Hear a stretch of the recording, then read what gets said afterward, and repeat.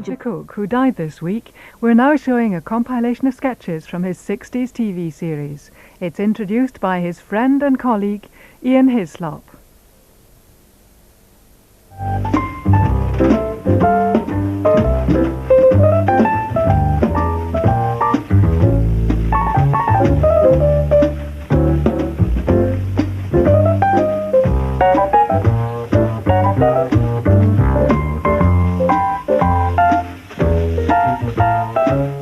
So, farewell then, Peter Cook. There have been a lot of gloomy-looking men like me on television this week saying that Peter Cook was the funniest man they ever knew. It's quite true, but the irony would not have been lost on Peter, since gloom was the one thing his presence always lifted. It was difficult to be in a room with Peter without laughing, and often difficult to stop. I was always rather in awe of Peter, having been brought up on Beyond the Fringe, and not only but also. I could never quite get over the idea that I got to work with him, that Peter Cook would be dropping in to do a few jokes. The last time I saw him, he had a particularly mad idea for a fake Christmas novelty item that we could pretend to flog. It was the Weeping Nuns of Foggia, these porcelain nuns which you filled up with water and then they'd weep real tears in your own home. He was very funny in real life, in print and on the stage, but it's from television that most people will remember him. There's a lot of Peter that the screen couldn't really capture, but there is enough to remind us what an extraordinary and original talent he was. What have you been doing lately then? Well, quiet, pretty quiet, not been up to much. No. Had a spot of the usual trouble the other day. Oh, did you? What happened then? Spot of the usual trouble. Well, Yeah. I come home about 11:30. We've been having a couple of drinks, remember? That's right, yeah. I come home about 11:30. Yeah. And, you know, I'm feeling a bit tired, so, you know, I thought I'd go to bed, you know, take my clothes off and so on, you know. That's right, yeah. Well, don't you take your clothes off before you go to bed? No, I made that mistake this time. I got it the wrong way round. Anyway, I got into bed, settled down. I was just about, you know, reading the Swiss Family Robinson. It's good, isn't it? It's a lovely book, Dad. It's a lovely book. And I got up to about page 483, second paragraph, when suddenly, bring. What's that? There's a phone going, bring. So I picked up the phone and, you know who it was? Who? Bloody Betty Grable. Calling transatlantic, bloody Betty Grable. I said, look, Betty, what do you think you're doing, calling me up at 11:30 at night? She said, it's 2:30 in the afternoon over here. I said, I don't care what bloody time it is, there's no need to wake me up. She said, Peter, get on a plane. Come dance with me. Be mine tonight. I thought it was the middle of the afternoon.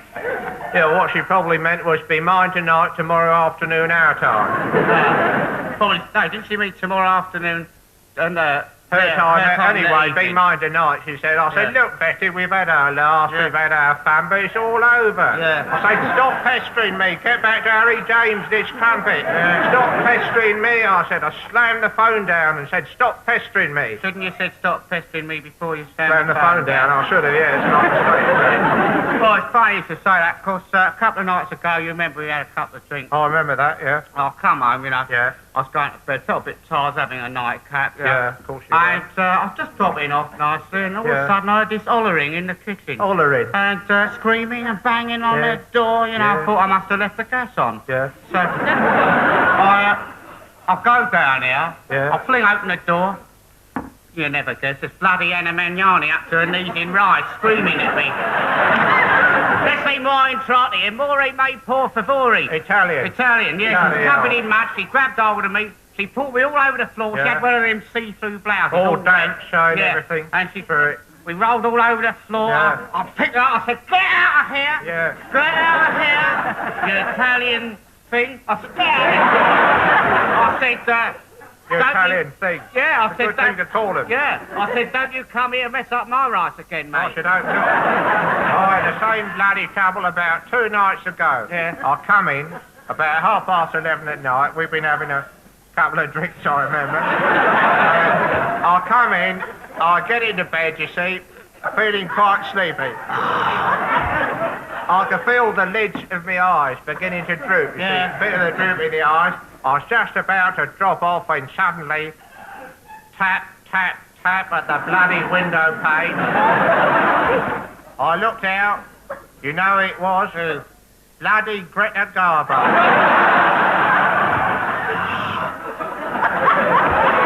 Bloody Greta Garbo. Stark naked. Save for a shorty nightie. She was hanging onto the windowsill. And I could see her knuckles all white. She was saying, Peter, Peter, once neuen in the you know how these bloody Swedes go on. I said, get out of it! Yeah. Bloody Greta Garbo. She wouldn't go. I had to smash her down with a broomstick. Poke her off the windowsill. She fell down onto the pavement with a great crash into the... She just had a nightie on, is that all? That's all she had on, Dad, just a see-through shorty nightie. Yeah, nothing else. Yeah. Except for her dark glasses, of course. You hosted a chat show once, didn't you, many moons ago? Yes, I did, yeah. I was wondering if you got any public reaction to it at all. Yes, the public reaction was that I should desist from hosting a chat show. One of the main problems I found as an interviewer was an inability to hear what the other person was saying. And if I did, no interest in it whatsoever either. And Nancy Banks-Smith of The Guardian, she alleges, and it may be true, that Kirk Douglas was a guest on the programme. When he came in a fit of nerves, I said, "Who are you?" instead of "How are you?" Well, there's a regrettable tendency in striptease now to start absolutely naked, which I think rather destroys the point of it all. They've got a lot of transvestites down there. You ever seen transvestites on British TV? Yeah, a lot, but we just don't know who they are. I mean, there's plenty of them. Cross-dressers, as they're called. But I won't name any names, but there are quite a few, and they're very professional. Take a bit longer in makeup, but they're fine. Roger, your mother and I were having a bit of a chat the other day, and she thought it might be a good idea if I was to have a bit of a chat with you. A bit of a chat, sir. Yes, well, I thought it might be a good idea to have a bit of a chat now, because I remember from my own experience that it was when I was just, coming up to 18. On the verge. On the verge of it, that I first began to take a serious interest in the opposite number. Now, I don't know, Roger, if you know anything about the method whereby you came to be brought about. Well, sir, some of the boys at school say very filthy things about it, sir. This is what I was worried about, and this is why I thought I'd have a bit of a chat and explain absolutely, frankly, and openly the method whereby you and everybody in this world came to be.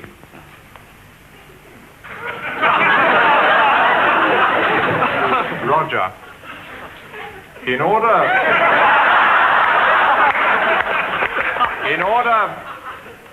for you to be brought about, it was necessary for your mother and I to do something. In particular, it was necessary for your mother to sit on a chair. To sit on a chair which I had recently vacated and which was still warm from my body.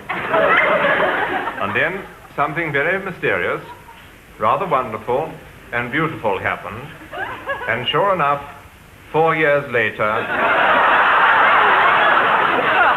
you were born. Now, there's nothing unhealthy about this, Roger. There's nothing unnatural. It's a beautiful thing in the right hands, and there's no need to think less of your mother because of it. She had to do it, she did it, and here you are. Well, sir, it's very kind of you to tell me. One thing actually slightly alarms me. I was sitting in this very chair yesterday, sir, and I vacated it, and the cat sat on it while it was still warm. Should we have it destroyed? It's a lovely chair, Roger. Cat, sir. Destroy... Oh, no, Roger, you don't understand. This thing of which I speak can only happen between two people who are married. And you're not married. Not yet anyway, sir. Not to the cat, in any case. Thank you very much. The spaghetti is very good here. Yes. It's all hand-woven, and I think you'll enjoy it very much indeed. Thank you very much. There we are. Thank you. Use a spoon and whirl it around and get it into your mouth. Or a knife and fork, if you like. Oh. I just wondered if you could tell me your qualifications for the job. Well, I was at Sheffield University for 3 years. Yes. And I got a BA, and a first, actually, not BA, what am I talking about? A BSc, first in science. First in science, BSc, yes. you know, and Yes. I specialised in nylon fibres and things. And, well, that's about it, really, as regards qualifications. What about your thesis you wrote? Oh, my thesis? Well, yes, of course, I had to write a thesis, and I wrote it, in fact, on your product, Pseudolene, and its uses in modern materials. Yes, well, we manufacture Pseudolon. It's Pseudolene, isn't it, with an E? Well, as we manufacture it, I think I can call it what I bloody well choose. Yes. I'm sorry about that, yes. That's quite all right. I understand you've given up your job in Millwall. Yes, I have, actually. I've more or less burnt my boats there, really. I came down here to London about 4 weeks ago with the wife and 4 children, moved into a little place in Catford. It's a bit pokey, you know, but we've got another child on the way, probably. Yeah. And I sort of more or less severed all my connections because of the children, you know. And,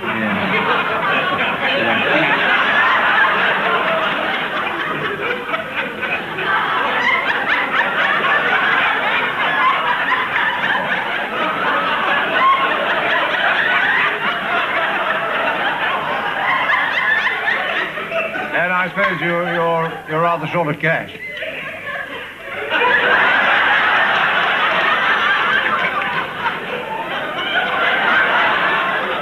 Is the spaghetti not agreeing with you?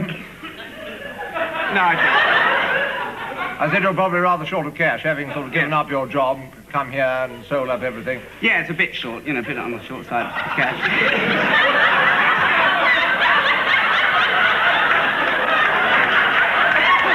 So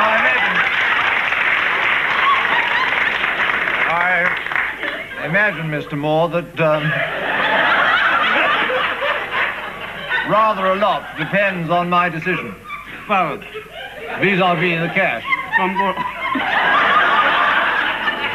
more or less, you know, everything really. It's sort of Everything really depends on me and my It's an decision. important moment in my career, Yes, really. you know. enjoying the spaghetti? It's absolutely delicious, yes. Yes, it ought to be like it. I'm so sorry, I seem to have spilt my spaghetti. And Peter, what family affair is this turning out to be? Oh yes, this is Fluent utterly. this is Bill Wyman and what's it, Zimmer Frame. Bill Wyman, Mandy Smith. Oh, this is Mandy Smith's mother is marrying Bill Wyman's son, isn't she? I was taught at school something, a little rhyme which was very helpful. Brothers and sisters have I none, but if that bastard marries my mother-in-law, he'll be my daughter. That's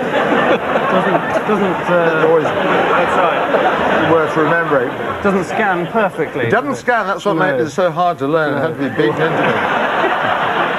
On the way here, believe it or not, there's a gentleman in Hampstead who I see from time to time who is a pensioner, and I see him out with his dog every day. He said, "Oh, blimey, Peter," he said, "that was disgusting what you did on GMTV. The GMTV, what disgusting thing was I doing?" He said, "Well, you were completely pissed at 6 in the morning." And he said, you were urinating over the presenter." I said, "Not to my knowledge. I mean, Maybe. Lorraine Kelly's hair is undamaged by my dinner." But this may well be Satanism at work again. Are you the king of comedy? Certainly not. I am the Wallace Simpson, or indeed the Juan Perón.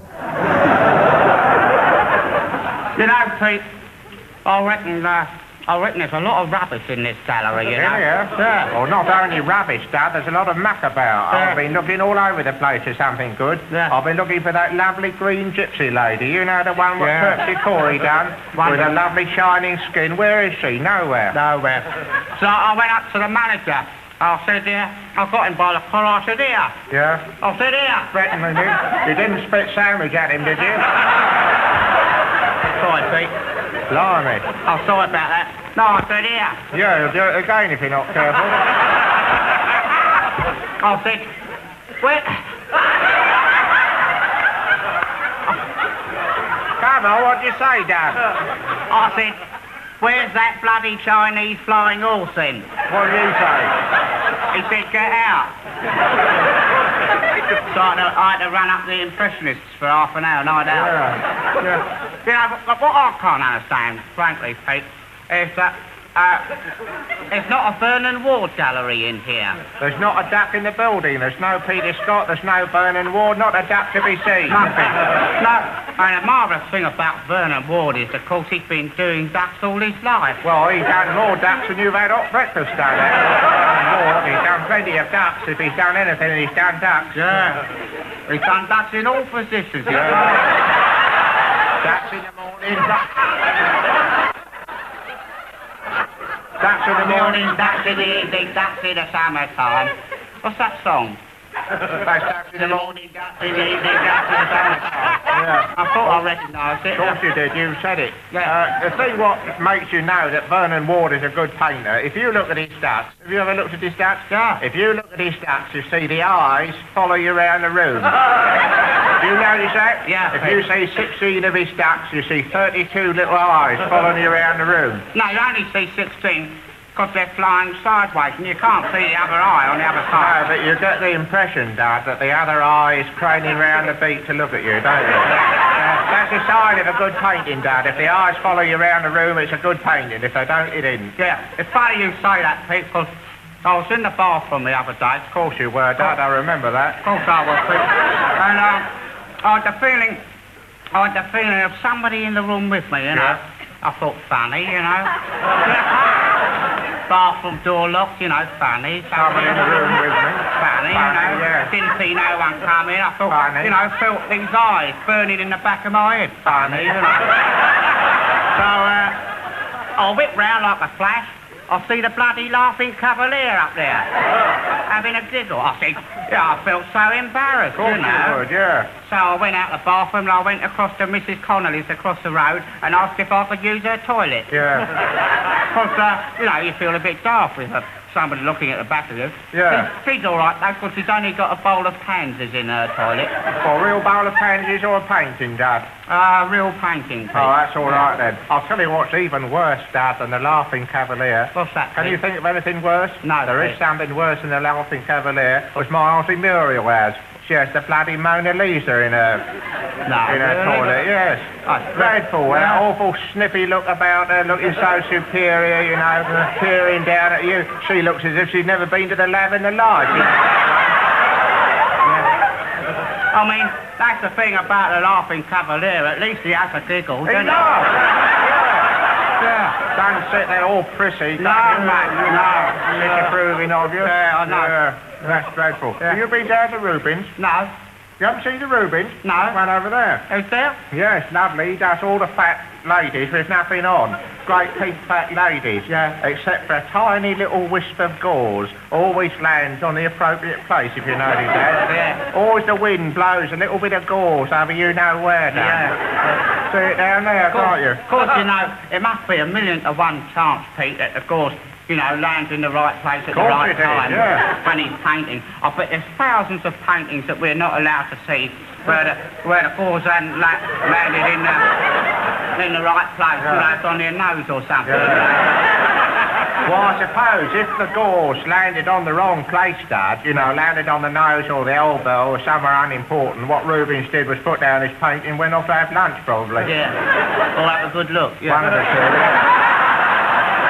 Of course, you don't get gauze floating around in the air these days, do No, you? you Like don't. you did in Renaissance time. No. There's always gauze in the air in those days. Yeah. Of course, similarly, you don't get them them Botticelli cherubs. Oh, they're lovely, little Botticelli Lovely, I love them. They've all gone. Yeah. They've died out, of course. They hunted them down for their silken skin, you know, Doug. No, I couldn't kill them, Pete, because they were immortal. No, they weren't. They shot them through with arrows through their tiny little bellies, and then their skin was turned into underwear for rich ladies. Oh, no. What happened? I reckon they went up to heaven like the angels. No, they didn't.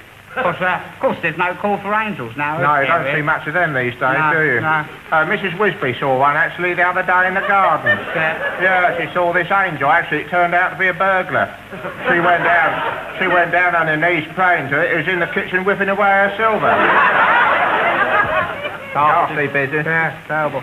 Have you seen that bloody Leonardo da Vinci cartoon? No. I couldn't see the bloody joke. Went down there, nothing. Well, of course, you know, Peter, a sense of humour must have changed over the years, Of you course know. it has. That's why it's not funny. No, I bet when that Da Vinci cartoon first came out, I bet people were killing themselves. I bet old Da Vinci had an accident when he done it.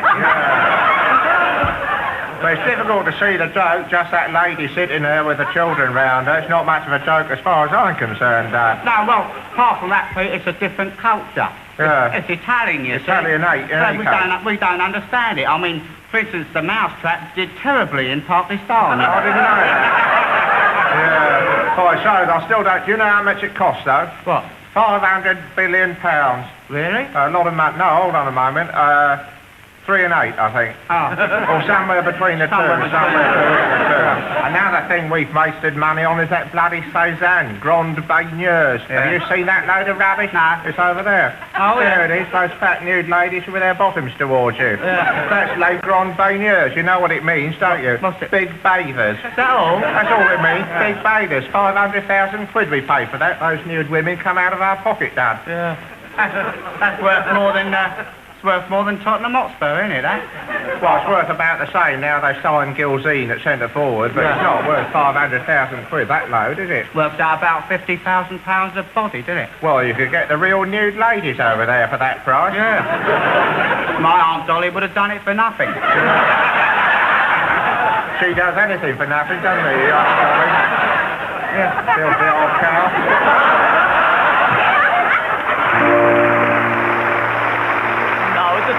Say goodbye. Goodbye. Goodbye. Goodbye. Goodbye. Goodbye. Get on. Now's the time to yield a sigh. Yield it. Now's the time to wander away until we meet again some sunny day.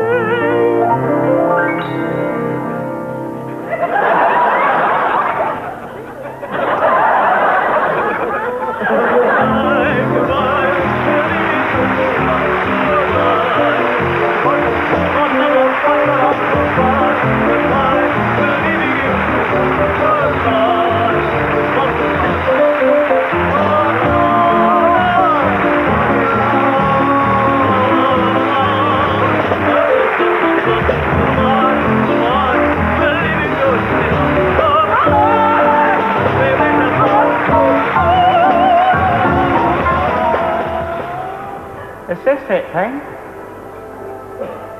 Is this heaven, hey? Bloody hell.